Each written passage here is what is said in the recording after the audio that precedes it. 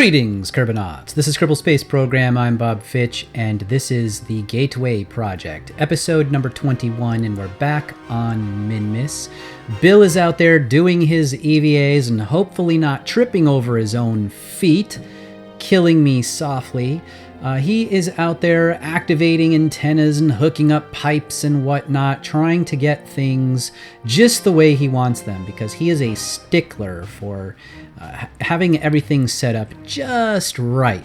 He doesn't like the location of the command center now, and so the command center is being shifted over a little bit closer to the power tower, because there was this big pipe that was going in between the tower and the station, and given what you saw last time, you know that Bill is not necessarily the most agile of Kerbals.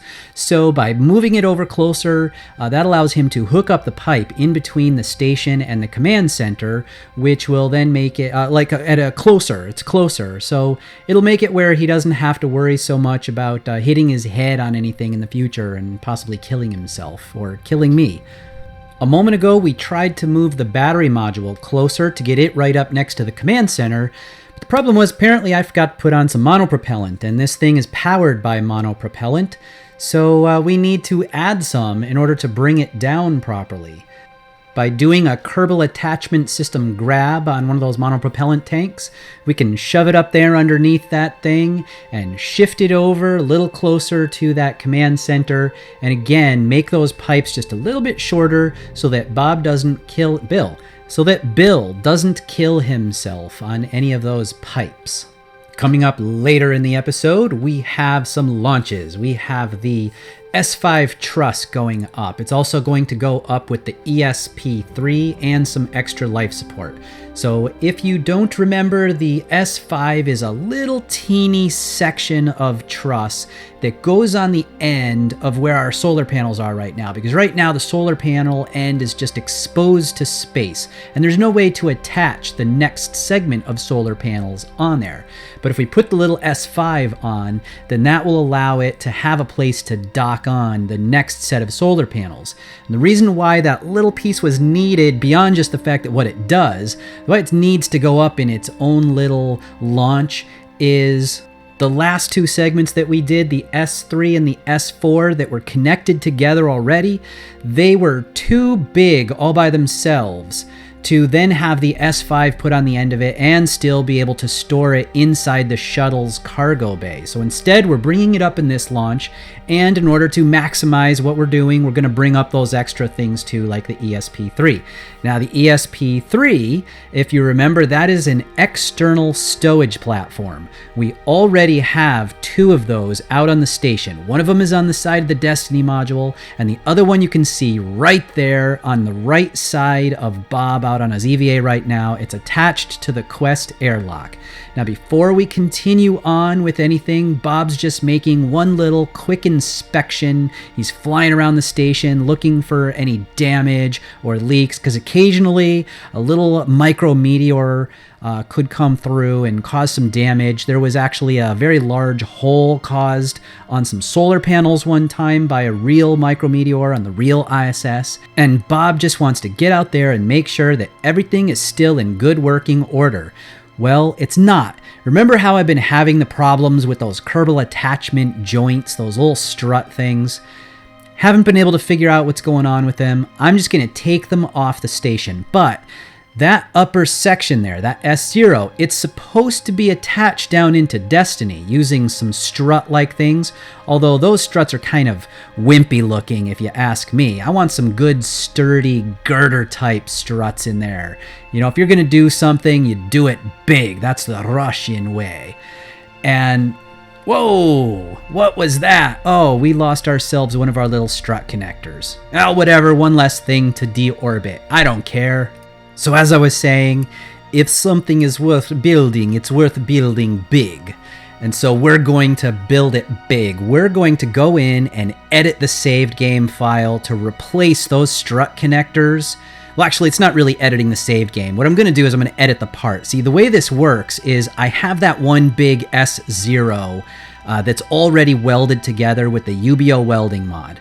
And the way a part works is if you modify that part and it's already in use out on some aspect of your station, that part, when it gets loaded, will automatically pick up that change. So simply by modifying the part here on the ground, I will be able to have that part appear differently automatically up on the station. And that's what I'm going to do because those struts are just kind of too buggy. And I want the struts to look really strong and sturdy. So that's what I'm going to do. We're going to have some nice big ones. This is our big problem in the Russian space station. And while we get our space tug here to go and deorbit and die in deadly reentry, I'll get back to the mission details a little bit. This was launched in our dimension on Endeavor's STS-118 in August of 2007. The External Stowage Platform number 3 that we're going to dock in this episode, it's supposed to technically go up onto the P side, but it's going to be a real pain in the butt to have to put it up there and then move it over to the S side. And since it's supposed to eventually be on the S side anyway, and I'm finding that I always have a lot of things to do anyway, no matter what. So I'm just going to put it there right from the beginning and just wave my hands a little and say, magic, it'll be here in the future, even though it's not supposed to be here yet. Well, we just lost ourselves another rocket down into the ocean. I think I need to bump up my heat modifier in deadly reentry.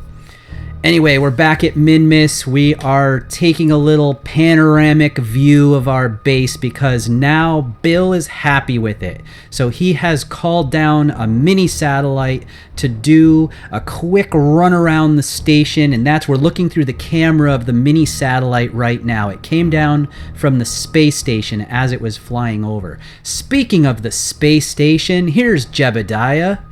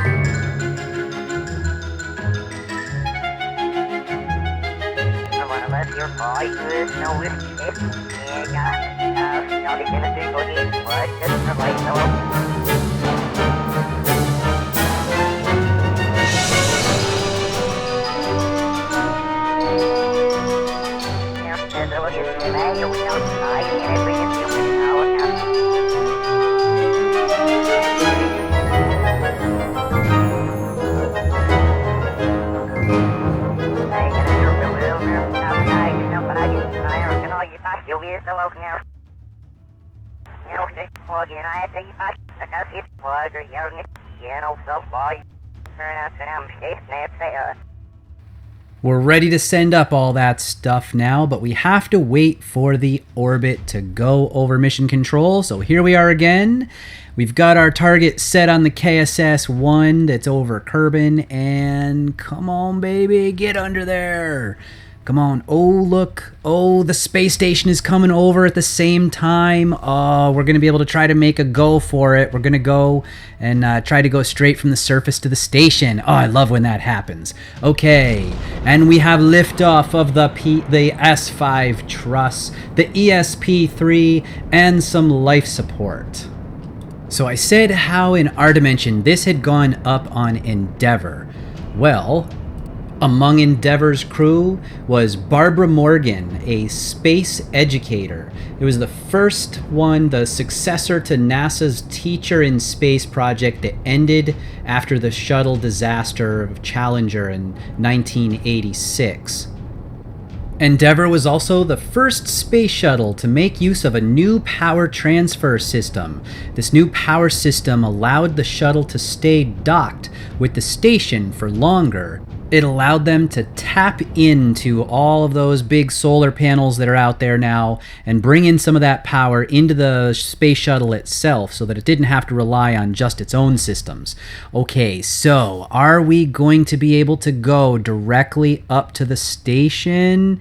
Looks like it was a little bit too far ahead, but we can still make it there within an orbit, I think. We'll just need to do a little lower altitude burn and probably meet up on the other side of the planet. So we'll just do a little slight adjustment here, bring that ascending node down and hit the orbit of the KSS. Okay, let's see if we can get it. And pushing it around there, let's see. Trying to tweak it. So by pulling both prograde and doing a little radial maneuver at the same time, and by having the ascending node on that orbit, we can basically combine 3 different maneuvers all at once to try and minimize the fuel's cost. And oh, look, it's actually working. We're managing to get that intercept. Beautiful. Okay, so we'll just decouple that lower stage and head off as quick as we can because we still have to continue circularizing that orbit and hopefully maintain our intercept with the station here. All right, back to Endeavor's new power system. So everything up there seems to have acronyms for everything. Or actually, I guess not really an acronym. It's an initialism most of the time because they're not calling it the SPUTS. They're calling it the SSPTS. Of course, the difference between an acronym and an initialism is when you say the letters like FBI, CIA, and an acronym is when you actually say the word out, right? Like scuba or laser. All right, enough with the grammar police. Who cares? It's in this case, it is an initialism, the SSPTS, and stands for the Station to Shuttle Power Transfer System. It's pretty basic, right? No special name there, just Power Transfer System. Okay, very original. Well, that system would allow for up to 12 extra days of stayover at the station for any shuttle that's tapped into the power system like that. In this particular case, after they had analyzed it and seen that it was working correctly, they told Endeavor that they could stay there an extra 3 days over what would normally be allowed for a shuttle. So that was the first extended stay as well. Now, we have our ESP coming in here, and I thought that this might be a good chance since it's a nice little assembly that in reality, in our dimension, was the very first time that the robotic arm was used to take such a major component like the ESP and dock it up all completely robotically. So I'm going to use the robotic arm on the station here, and we're going to capture this vessel because I have the 3 different things on it all at the same time. I have the ESP, I have the S5, I have the life support, and I have the rocket itself. And there's nowhere for it to dock because you can see right there on the end of it, the S5 is sticking out off the top because that's what I want to go and install first. So we're going to turn on our electromagnet on the arm, and we're going to hold that in place and then shift it down to where I want to have it installed. That'll allow Bob to go out there and put it into place. Technically, if I were really doing this, I'd try to come up with some way to maybe put it on with a docking node, but the way the Kerbal attachment stuff works is when this is actually on the electromagnet, it's part of your own ship. And so it wouldn't actually make use of any docking ports. If you were connecting the docking ports toward each other, they wouldn't realize that they were actually supposed to do a docking. You would have to turn off the magnet and then hope that it was in the right spot. So instead of doing that, Bob's just going to go out and do it the good old-fashioned way, EVA. He's going to grab that ICC, the integrated cargo carrier that I have previously modded and welded together into one big huge piece, and we're going to put that down here under the station where it ultimately would end up living. This is the S side, it's the starboard, it's not where it's supposed to be right when it gets launched, it's supposed to go on the port, but I'm going to put it on starboard. Like I said earlier, it's just going to be easier that way. So I move it down there, and now we're going to install what normally would actually have already been on it when it launched, but because of the way Kerbal attachment works, It's just a lot harder to try and move that stuff around all as one big piece, because even though I launched it with those things on there, as soon as I grab that integrated cargo carrier, they're all going to come off anyway. And then I'd have to attach them all back on and bring it down and then do it all again. So instead, I took the cargo carrier and I put that on first, and then we go and we get all of the FRAMs and orbital replacement units, the FRAMs being the flight releasable attachment mechanisms, and the ORUs being orbital replacement units. So all those backup parts that are stuck onto that thing. And we're just going to make believe and pretend that one of those big ones there, I think maybe even that one in the middle, is an extra ammonia tank for the cooling system. And we're going to pretend that one of them is a hose for the cooling system that's a replacement part. And pretend that one is a battery switching unit replacement, just in case something goes wrong there. We'll just stick these on all the different sides here, and maybe in future episodes we'll throw some extra ones on there as well, because technically in some future episodes there are supposed to be replacement parts. In fact, on this one of the control moment gyroscopes, which you can see on the back side of the Z1, it has failed in our history. And so an extra was sent up on the ESP-3, and they took that and in an EVA, they went out and they installed that on the back of that Z1 by replacing the busted one. And they moved the busted one over, I think it was to the ESP-2. I'm not going to be able to do that though. I just find that I don't have enough time to put all of that stuff into one episode sometimes. Okay, so here we are. We're done with that robotic arm, and we're putting it back by just hitting all the little zeros on the servo controls. The zero is a centering thing, so it makes it all go back to where it was at the very beginning.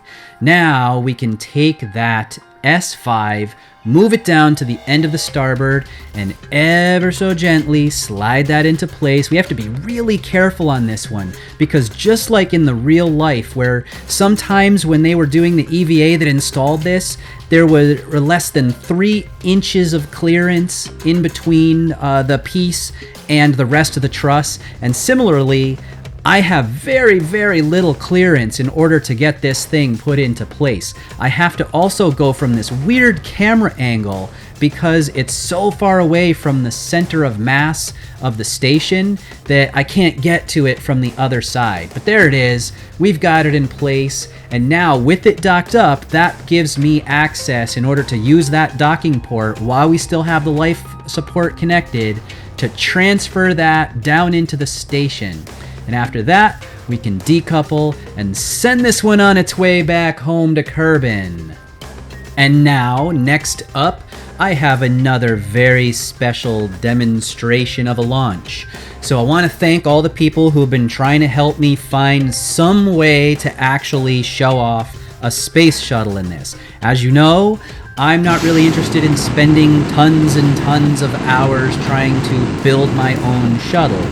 But if I am going to get one externally, it has to be just right. It has to have a cargo bay that hopefully can support a 2.5 meter piece, and ideally would be 10 meters long. Now this one's not 10 meters long, but it is pretty long. This is from the Soviet pack. This is a Buran shuttle or something like that, or a I don't even remember what it was I was launching, but it was from the Soviet pack.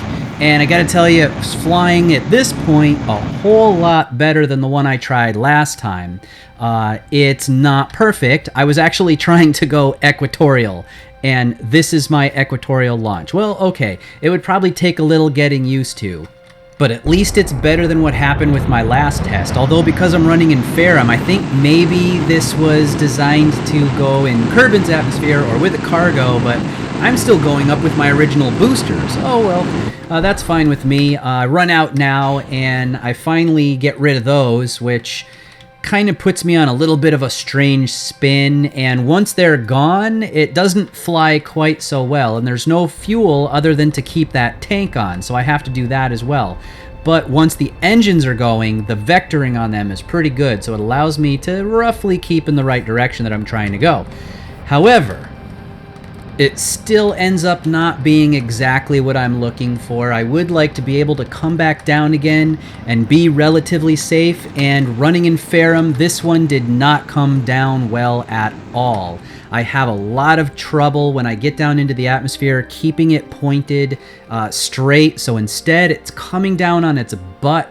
Deadly Reentry starts working on it and it blows the engines off. I take the landing gear in hoping that I'm going to be able to actually use it, but ultimately no good. So once again, I'm back to the drawing board trying to find some kind of shuttle that, if I'm going to demo it, will work better than the ones I found so far. Next time on the Gateway Project, we need to send up Harmony, which is also known as Node 2, to the KSS. On Minmus, we're going to try to get a little bit closer and begin investigation of what's going on with that anomaly. Maybe check in with Jeb, check in with Bob, see how they're doing, see how Bill's doing. But most important of all is we're going to move that P6 truss that's currently sticking straight up off the top of the station.